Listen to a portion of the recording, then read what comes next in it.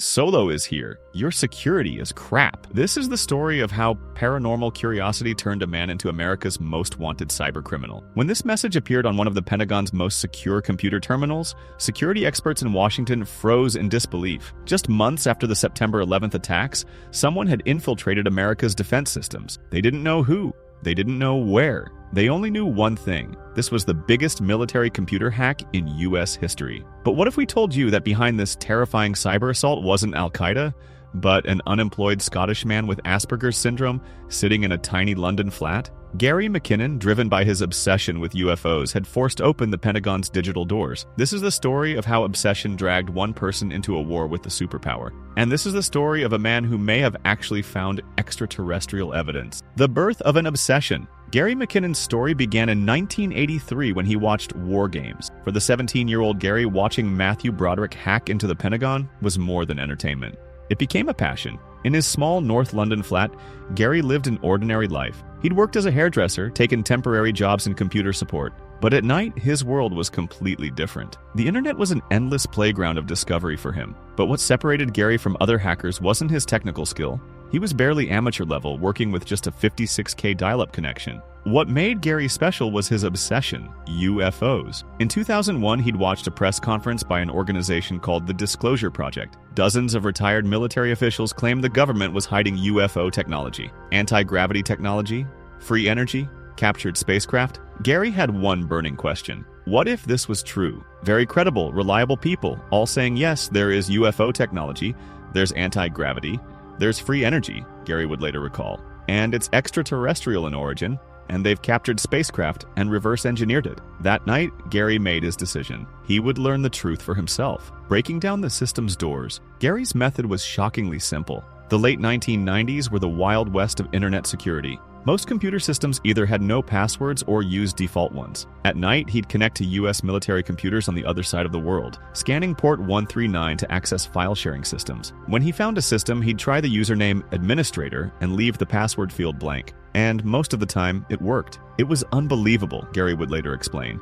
Getting admin access to Department of Defense computers was so easy. There was no security worth mentioning, but Gary couldn't find what he was looking for. For weeks, he scoured NASA's Johnson Space Center, Wright-Patterson Air Force Base, Army systems, documents, files, photos, but nothing about UFOs. Until that night. In early 2002, he accessed a computer in Building 8 at NASA's Johnson Space Center. He'd heard a name from the Disclosure Project. NASA had specialized photo editors who cleaned UFO evidence from photographs. On the computer were two folders labeled RAW and Processed. Gary's heart racing, he opened the RAW Photos folder. Inside were high-resolution space photographs. And then he saw it. A long, cigar-shaped metallic object studded with geodesic domes. Floating in space, no rockets, no NASA logo. This was a spacecraft unlike anything he'd ever seen. Gary's fingers trembling, he began downloading the photo. With a dial-up connection, this would take hours, but finally he would have proof. Just then, a message appeared on his screen. Access detected. Connection terminating. And everything went black.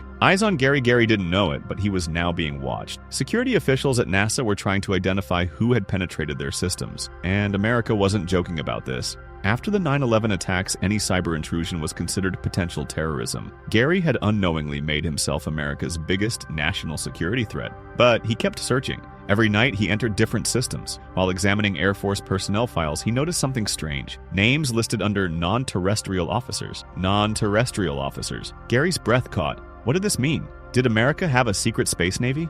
When he opened the Excel spreadsheet, it contained names and ranks of U.S. Air Force personnel. But these people didn't appear in any records. They were like ghost personnel. There was also information about ship-to-ship transfers. What ships? What ships could exist in space? Gary was now certain. America had a secret space program and was hiding it from the world. But at the same time, accessing systems was becoming increasingly difficult. Security measures were being tightened. Passwords changed. No one had told Gary, but the great hunt had begun. The FBI at the door. In March 2002, there was a knock at Gary's door. When he opened it, two agents from the UK's National High-Tech Crime Unit stood before him. Gary McKinnon? We need to talk with you. Gary's world collapsed. But this was only the beginning. When American officials revealed the scope of what Gary had done, Everyone was shocked. He had penetrated 97 military and NASA computers, leaving some systems offline for days. He had crashed the entire Army network in Washington, D.C., rendering 2,000 computers unusable for 3 days. American prosecutors called it the biggest military computer hack of all time. Gary faced up to 70 years in prison, but Gary's defense was simple. "I was just looking for UFO evidence. I didn't harm anyone." Pentagon officials thought differently. "This was not some harmless incident," said a senior military official. "He did very serious and deliberate damage to military and NASA computers." Gary admitted to the messages he'd left. U.S. foreign policy is akin to government-sponsored terrorism these days. It was not a mistake that there was a huge security stand down on September 11th last year. I am solo. I will continue to disrupt at the highest levels. These messages got Gary into even bigger trouble. America began viewing him as a national security threat. Asperger's syndrome, the game changer. In 2005, something happened that changed everything in Gary's life. A television viewer suggested his behavior might be symptoms of Asperger's syndrome. Gary was examined by Simon Baron-Cohen, director of the Autism Research Center at Cambridge University. After a 3-hour examination, the diagnosis was made: Asperger's syndrome. "He has got the classic patterns of Asperger's," said Baron-Cohen. "He has a very narrow attention span and got totally obsessed searching for information about UFOs. The other feature that was pretty classic was this social naivete, not thinking about how he might be perceived by others." This diagnosis completely changed Gary's case. He was no longer just a cybercriminal, but someone with mental health issues. His mother, Janice Sharp, sprang into action. "I began to understand why Gary behaved the way he did, how he could live in a dream world, how obsessed he became with what he did." A massive support campaign for Gary began in Britain. Pink Floyd's former guitarist David Gilmour recorded a benefit song for him. Protesters gathered outside Parliament with "Free Gary" banners. Gary's case was no longer just a legal matter. It had become a crisis-testing US-UK diplomatic relations. America was insistent. They wanted Gary and could get him under the extradition treaty. "US policy is to fight these attacks as strongly as possible," said a Pentagon official. But British public opinion was on Gary's side. They thought sending someone with Asperger's syndrome to America was inhumane. Gary's lawyers claimed he might commit suicide if sent to America. They said Gary with Asperger's syndrome couldn't survive in the US prison system. Years passed. Court decisions, appeals, political interventions. Gary's case began determining the agenda of British politics. In 2010, Gary's mother, Janice Sharp, ran as an independent candidate against then Foreign Secretary Jack Straw in elections. Her goal was to draw attention to Gary's case. The big decision. In 2012, Home Secretary Theresa May made a historic decision. Gary McKinnon would not be extradited to America. "Mr. McKinnon's risk of self-harm is very high," said May. "While this risk exists, his extradition would not be appropriate in terms of human rights." America was furious. The man they'd been chasing for a decade was slipping through their fingers. But Britain was firm in its decision. Gary was relieved, but not completely free. There was still an arrest warrant in America. This meant he could never leave Britain for the rest of his life. "Every country can prevent me from traveling abroad," said Gary.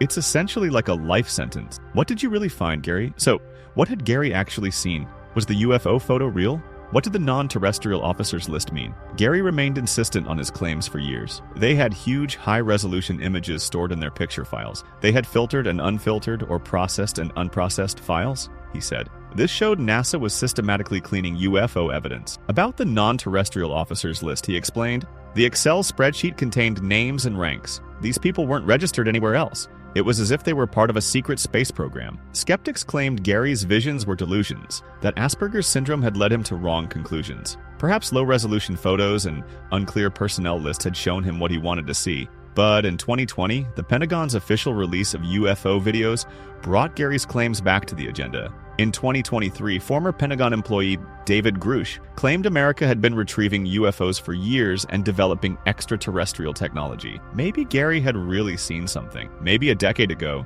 he had found evidence of extraterrestrial technology. The price of an obsession. Today, Gary McKinnon is 61 years old and still lives in London. He no longer does computer hacking, but his interest in UFOs never ended. To the question, "Do you regret it?" he gives this answer: "What I did was wrong, I know that, but I was seeking the truth.